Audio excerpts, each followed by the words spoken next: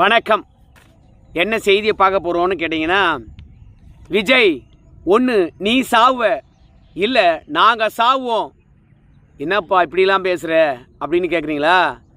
விஜயை சாகடிக்க தமிழ்நாட்டில் உருவான தற்கொலை படை. அதிசயமாக இருக்குதே. விஜய் அவர்களை பொறுத்த வரைக்கும் உளவுத்துறையெல்லாம் வச்சுருக்கிறாரு, காவல்துறையெல்லாம் அவர் கையில் தான் இருக்குது. ஆனாலும் ஒன்று விஜய் நீ சாவ, இல்லை நாங்கள் சாவோம் என்று பகிங்கரமாக பொது மேடையில் மிரட்டல் வந்திருக்குது. அப்போது விஜய் அவர்கள் மிரட்டல் விட்டவர்களை கைது செய்வாரா?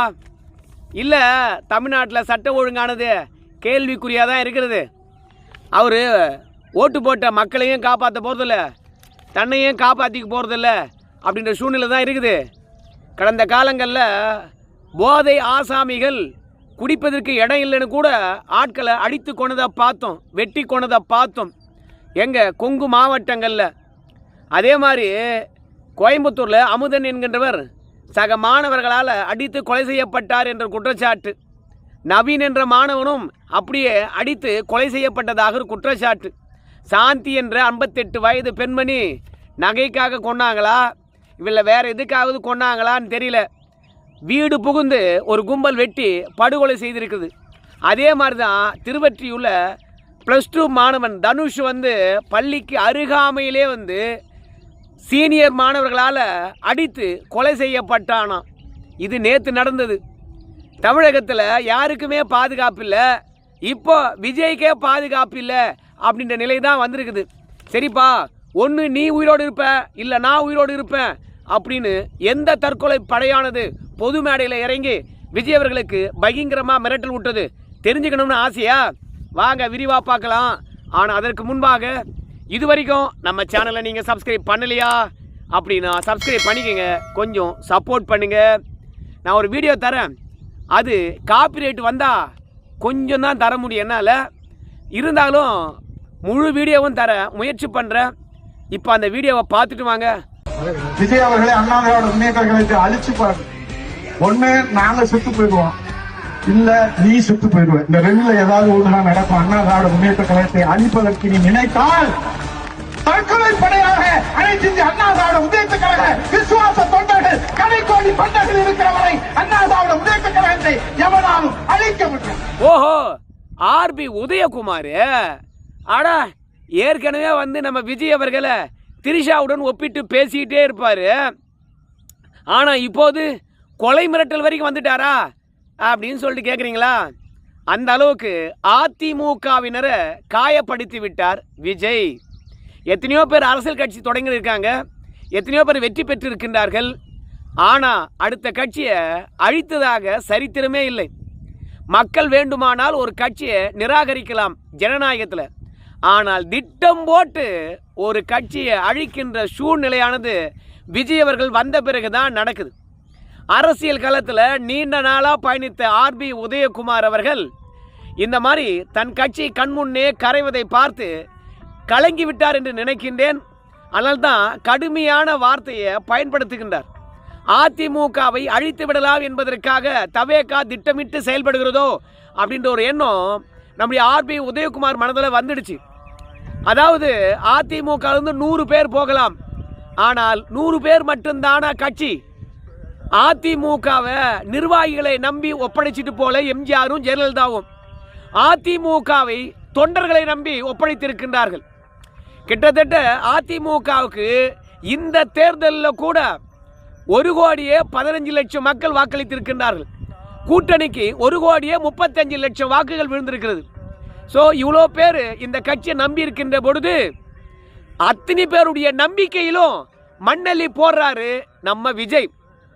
ஆதவாஜினா பொறுத்த வரைக்கும் நடப்பதே அம்மா ஆட்சி தான் அப்படின்னு சொல்லிக்கிட்டு, புரட்சி தலைவருடைய வழியில தான் விஜய் அவர்கள் நடக்கிறாருன்னு சொல்லிக்கிட்டு அதிமுகவினரை ஏமாத்துறாங்க. அதிகாரம் இருப்பதனால பதவி ஆசையை காட்டுறாங்க.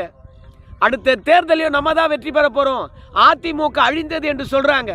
ஸோ இந்த அவநம்பிக்கையானது நம்ம விஜயகுமாரா தப்பு ஆர்பி உதயகுமார் அவர்களையும் தாக்கிவிட்டது என்று நினைக்கின்றேன். தொண்டர்கள் கூட சோர்வடையலாம், ஆனால் தொண்டர்களுக்கு நம்பிக்கை அளிக்கக்கூடிய ஆர்பி உதயகுமார் அவர்கள்லாம் எப்படி நம்பிக்கை இழந்தார் என்று தெரியல. அதிமுகவை யாரோ அழிக்கலாம் என்று கடந்த காலங்களில் ஐடியா பண்ணாங்க. அவங்கெல்லாம் தோல்வி அடைந்தா இருக்கிறாங்களே கண்டு வெற்றி பெறவே இல்லை. பெரிய பெரிய ஜாம்பவான்களை முட்டி மோதிவிட்ட பிறகு அனுபவம் இல்லாத திமுகவை பார்த்து அரசியல் செய்யக்கூடிய தமிழக வெற்றி கழகமானது அதிமுகவை அழித்து விடுமா? ஏம்பா, திமுகவை பார்த்து அவங்க ஆட்சி செய்கிறாங்க. ஆமாங்க, அவங்கள அப்படியே காப்பி அடிக்கிறாங்க. உங்களுக்கு தெரியுமா? இந்த வீடியோ பார்த்துட்டு வாங்க. இயக்கத்திற்கு உள்ளானவர்களை மீட்டெடுத்து அவர்களை நல்வழிப்படுத்த எனது பங்களிப்பை முழுமையாக தருவேன்.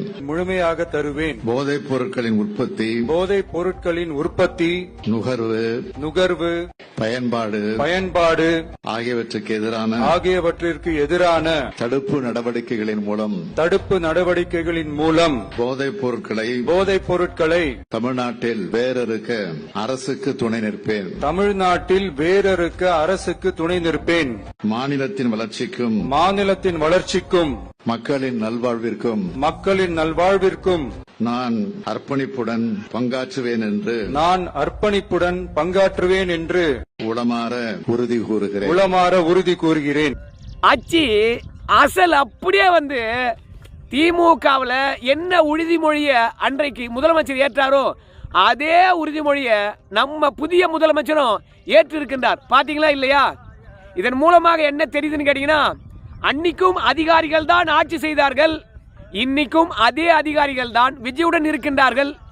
இன்னைக்கும் விஜய் ஆட்சி செய்யல, அதே அதிகாரிகள் தான் ஆட்சி செய்கின்றார்கள்.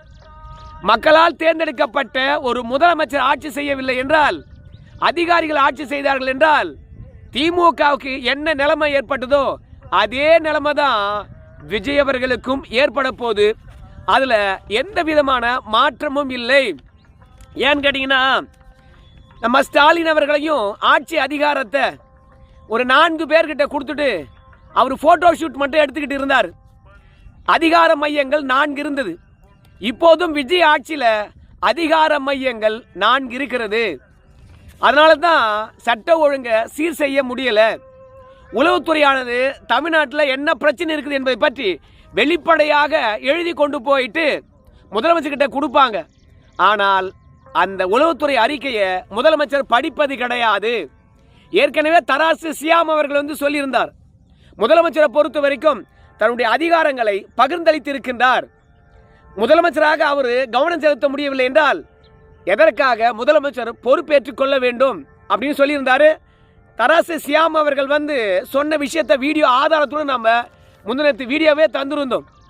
ஸோ முதலமைச்சர் தன்னுடைய பொறுப்பையும் அதிகாரத்தையும் பகிர்ந்தளிப்பது தமிழகத்தில் சட்ட ஒழுங்கு சந்தி சிரிக்குது. எந்த அளவுக்கு தெரியுமா? ஏற்கனவே தூத்துக்குடியில் தவேகாவில் இருந்த 2 பேர் ஒரு பெண்ணை வேலை வாங்கி தரேன் அப்படின்னு சொல்லிட்டு அழைச்சிக்கிட்டு போய் பாலியல் வன்புணர்வு செஞ்சிட்டாங்க. அந்த அம்மாவை காவல் நிலையத்தில் புகார் அளிக்காத அளவுக்கு தடுத்தாங்க. தடுத்தது யார் தெரியுமா? தவேகாவுடைய சி வைகுண்டம் சட்டமன்ற உறுப்பினர். அந்த பெண்ணு புகார் அளித்த பிறகு கூட அந்த சட்டமன்ற உறுப்பினர் வந்து சொல்றாரு, நான் மேலிடம் வரைக்கும் தகவல் சொல்லிட்டேன், புஷி ஆனந்த் வரைக்கும் சொல்லிட்டேன், புஷி ஆனந்த் அவர்களை பொறுத்த வரைக்கும் உங்களுக்கு வேலை கொடுப்பாரு, அதனால் பெருசுப்படுத்தாதீங்க அப்படின்னு கட்சியில் இருக்கக்கூடிய பெண்ணுக்கு பாலியல் வன்புணர்வு கட்சிக்காரனே கொடுத்துட்டான். அப்போ அந்த பெண்ணுக்கு ஆதரவாக நிற்க வேண்டிய சட்டமன்ற உறுப்பினர் வந்து குற்றவாளிக்கு ஆதரவாக நின்றார். அப்போ அந்த சட்டமன்ற உறுப்பினரை இந்த கட்சி காப்பாத்திச்சு. இன்னைக்கு அதே மாதிரி தான், அதே தூத்துக்குடியில் இருக்கக்கூடிய தூத்துக்குடி மாவட்ட செயலர் மீது தான் புகார் அளித்திருப்பது போல தெரியுது. டிடிவி தினகரன் அவர்கள் வந்து சுட்டி காட்டியிருக்கின்றார். கட்சி நிர்வாகி மீது ஒரு பெண் பகிங்கிற குற்றச்சாட்டு வச்சிருக்காங்க, பாலியல் அத்துமீறல் என்று சொல்றாங்க, கட்சியில் பதவி தருகின்றேன் என்று சொல்லி ஏமாற்றிருக்கிறாங்க. ஆனால் இன்னைக்கு அந்த மாவட்ட செயலாளர் மீது நடவடிக்கை எடுக்கவே இல்லை. அந்த பெண்ணுக்கு விடிவு காலம் பிறக்கவே இல்லை. அதாவது பெண் பாதுகாப்பில் சமரசமே இல்லை, குழந்தைகள் பாதுகாப்பில் சமரசமே இல்லை, சட்ட ஒழுங்கு நம் ஆட்சியில் பதவியேற்ற மறுநாளிலே வந்து பார்த்தீங்கன்னா பெரிய மாற்றத்தை நீங்கள் காண்பீர்கள் அப்படின்னு சொன்னாங்க. இப்போ கட்சிக்காரங்களை காப்பாற்றுகின்ற மாற்றம் மட்டும்தான் நிகழ்ந்து கொண்டு இருக்கிறது. மொத்தத்தில் அதிகாரத்தில் இருந்தால் தவேக ஆட்சியில் அவங்க மீது கையே வைக்க மாட்டாங்க. அப்படி கை வச்சா என்ன ஆகும் தெரியுமா? அந்த ஆட்சிக்கு பெரும்பான்மை இல்லை, ஆட்சி கலைந்துவிடும்.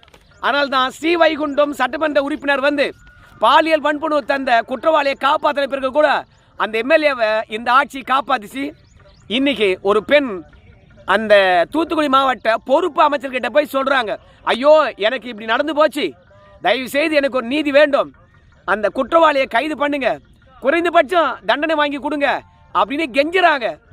ஆனால் தூத்துக்குடி பொறுப்பு அமைச்சர் ஸ்ரீநாத் பொறுத்த வரைக்கும் கண்ணீர் மல்க காலில் விழுந்த அந்த பெண்மணி கெஞ்சின பிறகு கூட கண்டுக்காம கை விரித்து விட்டு அவர் சென்று விட்டார். எந்த நடவடிக்கையும் பாயவே இல்லை. இப்போ அன்னைக்கு அந்த எம்எல்ஏ வந்து குற்றவாளியை காப்பாற்றினார். இன்னைக்கு குற்றவாளி மீது நடவடிக்கை எடுக்க சொல்லி காலில் விடுறாங்க, அமைச்சர் கண்டுக்காம போறார்.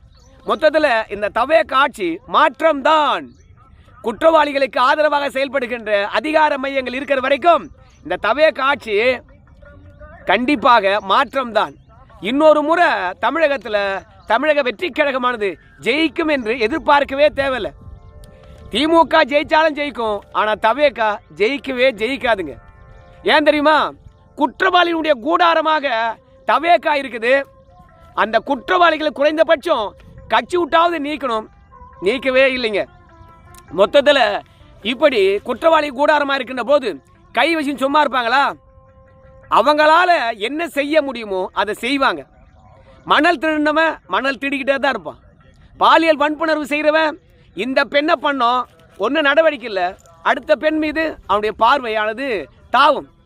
ஒருத்தனை அடித்து கொண்டுட்டாங்க, உறுதியான நடவடிக்கை இல்லாமல் சீனியர்களுடைய ஈகோ மோதல்னு சொன்னார் சட்டமன்றத்திலே அமைச்சர்.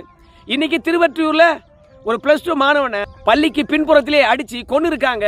அமைச்சர்லேருந்து சபாநாயகர் வரைக்கும் கிறித்துவ மத பெருமையும் பைபிள் பெருமையும் பேசிக்கிட்டே இருப்பாங்க. ஆனால் பெரும்பான்மை மக்களுடைய நம்பிக்கையை ஒருபோதும் அவங்க காப்பாற்ற மாட்டாங்க. எல்லோருக்குமான அரசு என்று சொல்லுவாங்க. ஆனால் மைக்கேல் என்கின்றவன் வந்து முருகனை அவ்வளோ ஆபாசமாக பேசுவான், அவ்வளோ ஆபாசமாக சமூக வலைதளத்தில் பதிவிடுவான். புகார் அளித்த பிறகு கூட எந்த நடவடிக்கையும் எடுக்க மாட்டாங்க.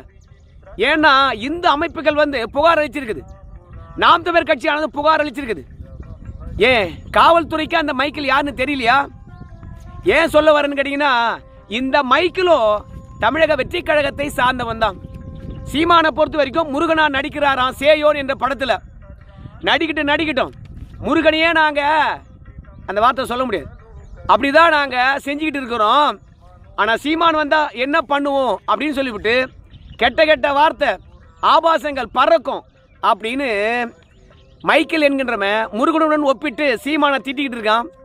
ஆனால் அவனை பற்றியான முழு விவரம் தெரியல அப்படின்னு மாரிதாஸ் அவர்கள் குறிப்பிடுகின்றார்.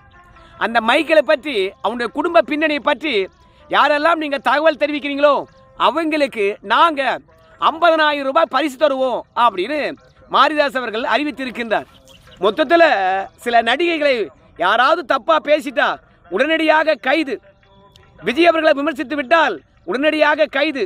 அவர் சட்டமன்ற உறுப்பினராகவே இருந்தாலும் ஆளுநருக்கு தகவல் தெரிவிக்க வேண்டும் என்ற விதி இருந்தாலும் அதிரடியாக கைது பண்ணிட்டு அதற்கு பிறகு தகவல் தெரிவிப்பாங்க.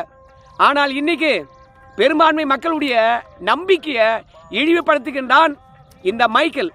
கைது பண்ணதாக சரித்திரமே இல்லை. இப்படி குடிநீருக்காகவும் இந்த அரசாங்கம் மெனக்கெடல, குடியிருப்புகளுக்காகவும் இந்த அரசாங்கம் மெனக்கெடல, சாலை பணிகளும் இவங்க வந்து சீர் செய்யவே இல்லை. ஏன்னா ஊருக்கு போயிட்டு வந்தேன், நம்பட்ட அவதி ஆண்டவனுக்கு தான் தெரியும். அப்படி இருக்கிறது சாலைகள், தெருவிளக்குகளை சொல்லவே தேவையில்லை, பள்ளிக்கூடங்கள், போதைப்பொருள் நடமாட்டம்.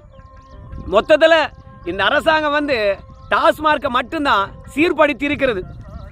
இந்த சரக்கெல்லாம் குடிக்காதீங்க தடை பண்ணிட்டோம் அப்படின்னு ஒரு 11 சரக்குக்கு வந்து பார்த்தீங்கன்னா ஐடென்டிஃபிகேஷன் கொடுத்து இவெல்லாம் தரமல்ல, எரிக் நிறுவனம் தயாரிக்கின்றது எதுவுமே நல்லா இல்லை அப்படின்னு அடையாளப்படுத்தி இருக்கின்றார்கள். குடிமக்களை காப்பாற்றுகின்றார்களாம். விதவிதமாக பணம் செலுத்துகின்ற முறை, விதவிதமான மதுக்கள், அதோட மது ஆலைகள் மீது போடப்பட்ட வரி மூலமாக 1000 கோடி ரூபாய் வருமானம் வரப்போகுது அப்படின்னு சொல்கிறது. மொத்தத்தில் மக்கள் தலையில் வரியை போடுவாங்க, அதுலேயும் யாரையும் கலந்து ஆலோசிக்க மாட்டாங்க. மக்கள் எல்லாம் கேள்வி கேட்ட ஆரம்பித்த உடனே நாங்கள் வரியை நிறுத்தி வச்சிருக்கோம் அப்படின்னு சொல்லுவாங்க. ஆனால் ஒருத்தர் 2 பேர் கேள்வி கேட்கின்ற பொழுது நாங்கள் வரியே ஏற்றலை அப்படின்னு கப்ஸா விடுவாங்க. மொத்தத்தில் இந்த அரசாங்கம் எதுவுமே தெரியாத, அனுபவம் இல்லாத ஒரு அரசாங்கமாக இருக்கிறது. மக்களை பற்றியான சிந்தனையே அற்ற ஒரு அரசாங்கமாக இருக்கிறது. மொத்தத்தில் ரீல்ஸ் ஆட்சியாக இருக்கிறது, ரியல் ஆட்சியாக இல்லை. எல்லாரும் கதறி தாண்டா சாவணும். 3 மாதம் ஆன பிறகு கூட இன்னும் திமுகவே காரணம் காட்டிட்டு இருந்தா மக்கள் என்ன கேனப்பையன்னு நினச்சிட்டு இருக்காங்களா? விஜய்க்காக ஓட்டு போடல. 60 ஆண்டு காலம் திமுக அதிமுக மேலே இருந்த அலுப்பு தான் விஜய்க்கு ஓட்டு விழுந்தது. ஆனால் இன்னைக்கு விஜய் மீதே 3 மாதத்தில் அலுப்பு ஏற்பட்டு போச்சு. அடுத்தது யாரை தேட போகிறாங்கன்னு தெரில. மாற்றம் சொல்லிட்டு அவங்க கட்சிக்காரன் குற்றம் செய்கின்ற போது காப்பாற்றுவது தான் பெரிய மாற்றமாகவே இருக்கிறது. சரி, ஆர்பி உதயகுமாருடைய கொலவெறி பேச்சுக்கு இந்த அரசாங்கம் என்ன நடவடிக்கை எடுக்க போகுதுன்னு பொறுத்து பார்க்கலாம். ஜனநாயகத்தில் வன்முறைக்கு இடமே இல்லை. அது யார் செஞ்சாலும் தப்பு தான்.